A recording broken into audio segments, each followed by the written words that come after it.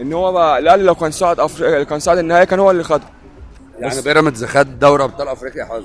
هو حظ، لان انت شايف الاهلي كان واقع قدامه وبتاع، وعندك سان داونز هو واقع، يعني سان داونز والاهلي كانوا واقعين، عشان كده خد دوري ابطال افريقيا. لكن بيراميدز ما خدش مكانه الاهلي ولا حاجه. ولا خد مكان الاهلي، ولا عمره ياخد مكان الاهلي. لو قفل النادي لمده 50 سنه قدام، ما حدش يعرف يجيب الاهلي. ليه؟ ليه؟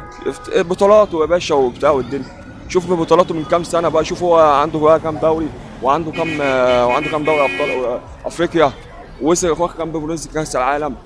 شوف بقى يا باشا. كام دوري حلال ولا حرام؟ لا كلهم حلال يا باشا، احنا مش بتوع الحرام احنا. مش بتوع الحرام احنا يا باشا. بامانه. ايوه يا باشا، دوري.